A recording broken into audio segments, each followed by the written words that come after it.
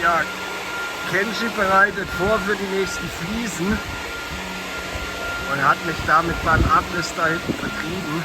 Ja, als ob es nicht reichen will, jeden Tag ein neues Problem. Jetzt haben wir das Problem, dass seit Tagen das Wasser nicht mehr abläuft in der Spüle.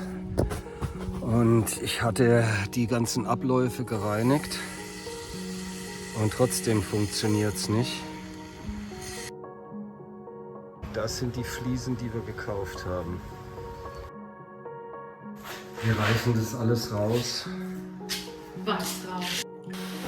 Ich kann die Arbeitstage langsam nicht mehr nachvollziehen, weil ich teilweise auch so kaputt bin, dass ich gar nicht filme und dann im Nachhinein versuche, es zu rekonstruieren. Insofern jetzt einfach der Folge nach ohne eine zeitliche Einteilung. Mittlerweile ist Jens schon seit ein paar Tagen da. Er kümmert sich um die Holzständerwand und das anzubringende Dach, während Janik und ich hauptsächlich mit der Rigipswand beschäftigt sind.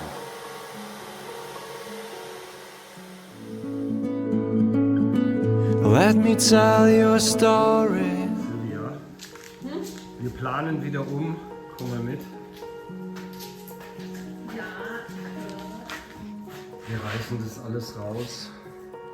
Was raus? Also wir reißen das da unten raus, wir reißen den Deckel raus, wir reißen das hier an der Seite raus, lassen das Dach aber drin, fangen das an der Seite, Mauer und Pfeiler ab und das hinten kommt auch raus. Und dann werden wir hier die Fliesen hochlegen und einfach in der Verlängerung bis nach vorne. Und da auch. Und der Rest wird so gemacht wie hier und weiß dann. Und dann haben wir nur noch die Wand hinten. Ja, das machen wir morgen früh und dann, weil dann ist das da auch alles offen und das sieht dann viel schöner aus. Und man hat wieder mehr Platz. Der Jean-Paul, der putzt dann, beziehungsweise der haut dann da hinten ins Eck noch mal ein bisschen Beton.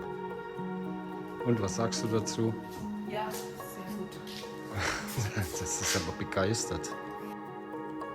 Gesagt, getan und so habe ich am nächsten Morgen in der Früh gleich die ganze Holzverkleidung abgenommen, damit die Arbeiten weitergemacht werden können. Und währenddessen haben Kenji und Jean-Paul sich mit der Treppeninnenseite und dem ganzen Verputzen des Bereichs abgemüht. Was wirklich echt anstrengend ist, weil man ja auch sehr viel über Kopf arbeiten muss und in die Ecken kriecht. Das war nicht schön für die beiden. Als ob es nicht reichen will, jeden Tag ein neues Problem. Jetzt haben wir das Problem, dass seit Tagen das Wasser nicht mehr abläuft in der Spüle. Und ich hatte die ganzen Abläufe gereinigt und trotzdem funktioniert es nicht.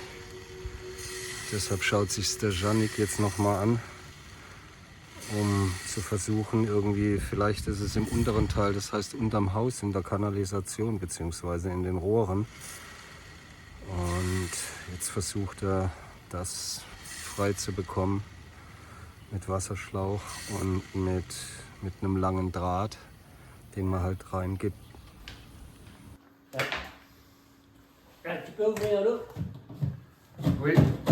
versuchen wir es mal von außen. Irgendwo muss die Verstopfung ja sein.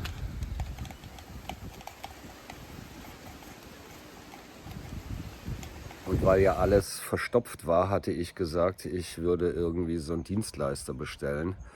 Aber der Janik meinte dann, dass das ewig lange dauern würde, bis da einer käme. Insofern sollten wir das nochmal auf eine andere Art und Weise versuchen. Insofern Baustahl. Und so ist das hier entstanden. Baustahl, 15 Meter lang. Und damit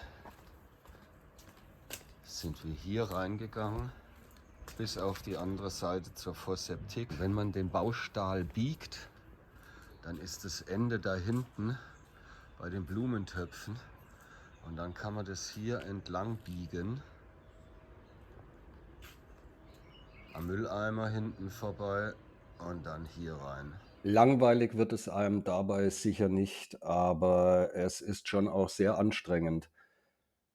Ich komme mir vor wie ein Jongleur, der den ganzen Tag x verschiedene Bälle in der Luft hält. Ab und zu fällt mal einer nach unten und am Abend wundert man sich, dass immer noch so viele in der Luft sind und man es tatsächlich irgendwie hinbekommt, immer weiter zu gehen, ohne hier kompletten Schiffbruch zu erleiden. Aber wir haben tolle Hilfe, Freunde und auch die Dienstleister sind top, lassen mal eine 5 Grade sein und sind einfach engagiert bei der Sache. Alle miteinander.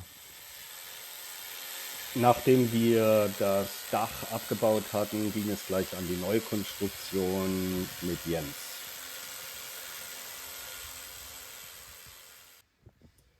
Und was mir gefällt, ist, dass es nicht einfach nur zusammengenagelt wird, sondern Jens sich auch bemüht, die Balken auszuklinken, wo immer es möglich ist, um halt festere Verbindungen zu schaffen.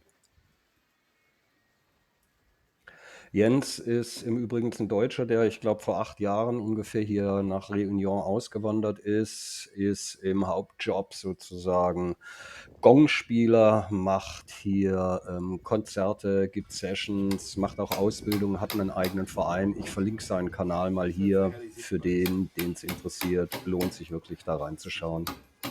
Ja, wieso denn nicht so schliffen? Wir haben die Platten für die Rückwand geholt. Und Janik und Jens sind da. Das ist super.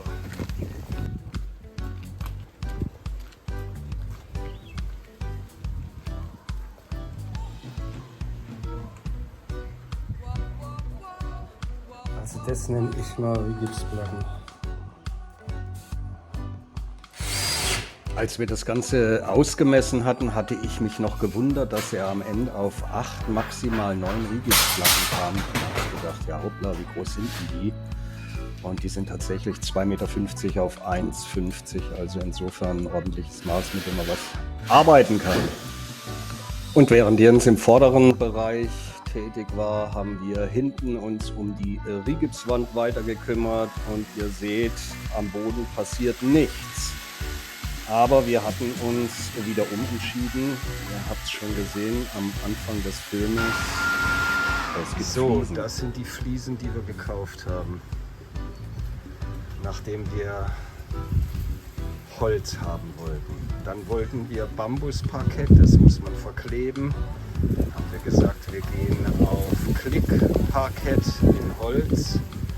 Dann waren wir bei PVC bzw. Laminat, weil es eben auch mal nicht auszuschließen, dass Feuchtigkeit das Wasser eindringt, sei es bei einem Zyklon durch die Tür oder sonstiges. Dann waren wir, nachdem wir gesagt haben, wir machen die Betonplatte rein,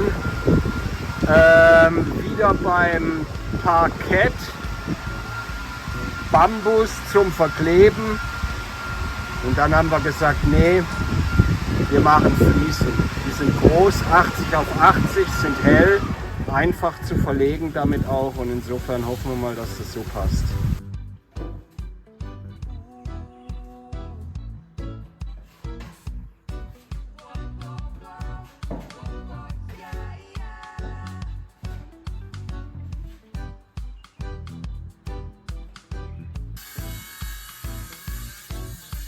Und warum Jens auch im Dunkeln noch nicht aufhört, das erzähle ich euch in der nächsten Woche.